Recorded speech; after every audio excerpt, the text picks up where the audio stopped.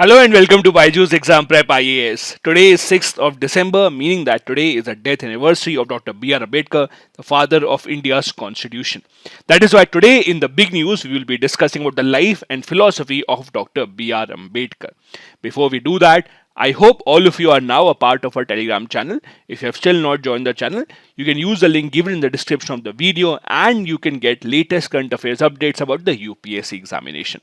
Now, as I said, 6th of December marks the death anniversary of Dr. BR Ambedkar. This day is also observed as the Mahaparinirvan Diwas, that is, the day on which Dr. BR Ambedkar's soul left this earth. That is why the entire world and not just India is celebrating the day today by remembering Dr. BR Ambedkar and his contributions to the mankind. Now, as you know, Dr. BR Ambedkar was the head of the drafting committee of the Constituent Assembly. He was born in 1891 in the Mahar caste, which was considered as untouchables by the upper class.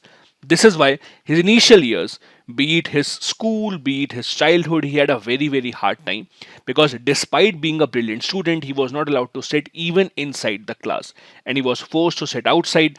That is when the seeds of discrimination were sowed in his mind and he decided that he had to fight against this issue of untouchability.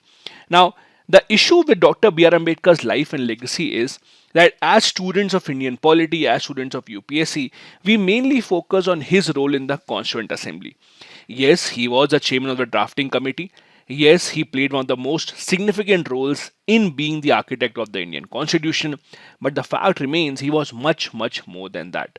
Yes, in the Indian Constitution, a lot of important features were because of his backing. Be it the fundamental rights, having a strong central government even within a federal country, or protection of minorities, all of these were backed up by Dr. BR Ambedkar. He famously said that Article 32, that gives us a right to constitutional remedies, is the soul of the constitution and the very heart of it. Because without this, we will not allow the people to approach the Supreme Court directly for preservation of their fundamental rights. Not just this, in a federal country such as India, you know we have a very strong union government. That was also because he favored this model.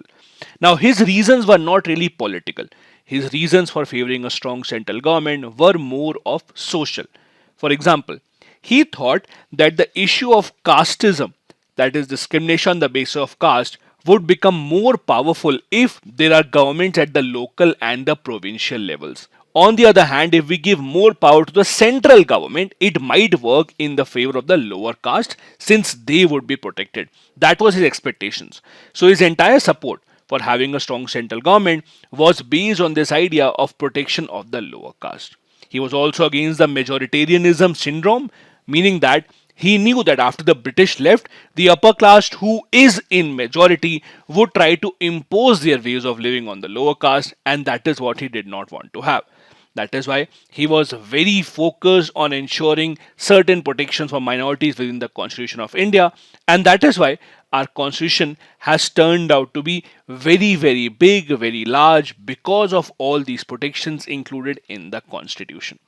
Now, as I discussed earlier, Dr. BR Ambedkar's death anniversary is celebrated not just in India but across the entire world.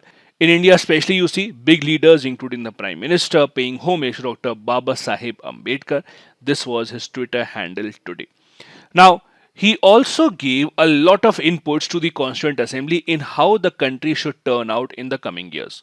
For example, he was a great supporter of democracy. Within democracy also, he supported the parliamentary form of democracy. He emphasized that democracy is in fact a way of life and it should be imbibed in personal, social and economic sphere as well. However, he thought that democracy could only emerge and establish in the society where the society does not have any caste-based discrimination. A real democracy cannot operate in a society where people are not considered as equal. Because the entire idea of democracy is each person has one vote. The voting value of each person is equal irrespective of their background, their economic status, their social status, etc. And that is why he thought that democracy can only happen in those nations where we have gotten rid of these caste-based hurdles. He in fact wanted to focus on economic dimension as well in terms of economic variability in the society. For example, some people having a lot of wealth while the others not having enough wealth. He thought that the reason for that also, the economic disparity, is caste-based politics and nothing else. Thus, he thought that if we have to establish socialism, if we have to establish a society where people are equal or at least close to equal economically, that can only happen when caste-based hurdles are gotten rid of. He was extremely influenced by a lot of Western modern thoughts, including the French Revolution, the idea of liberalism, Marxism, etc. See, those ideas where the society was deemed as equal, where people were not considered higher or lower than others, were very, very appealing to Dr. B.R. Ambedkar. He famously wrote Buddha or Karl Marx, which was read around the entire world.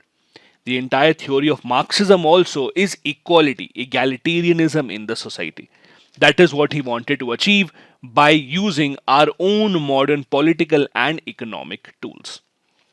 His role as the reformer in the country's history cannot be debated by anyone. Now, we all assume that his entire work was focused on getting rid of untouchability, ensuring good behavior with the untouchables, etc. However, the reality is his work went way, way beyond that. He was one of the first people in the government who actually talked about women rights. In fact, as a first law minister of independent India, he focused a lot on uniform civil code. In fact, he said it many times that it is his top priority to introduce the uniform civil code in the country, and when he could not do that, he did not hesitate to resign from the government. He believed that the nation's progress would only happen if we get rid of untouchability and abolish the caste system. And when he realized he could not do that, he thought that I will leave the Hindu religion and join some other religion which does not have a caste system according to him. In fact, he said that the caste system or untouchability is actually taking the entire Hindu society down. He thought that it is not just a problem within a religion, he thought it is actually leading to the entire religion getting a bad name. So people who don't belong to the lower caste, they should also fight against untouchability because it is actually giving a bad name to their religion. That is why his fight against untouchability is remembered all across. As you know, he famously converted to Buddhism a few years before he passed away. He borrowed the path of Gautam Buddha because he thought that Buddhism offers him a chance to live in a society where everyone is considered equal and there is no distinguishing by the basis of birth.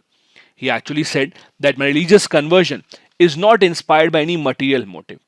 There is no other feeling than that of a spiritual feeling underlying my religious conversion, and Hinduism does not appeal to my conscience anymore. That is why he thought that it would be great if he, along with a lot of his followers, actually convert to Buddhism, which he did in his last few years. One other aspect of Dr. B.R. Ambedkar's life, which is often overlooked, is that he was actually a great student of economics as well.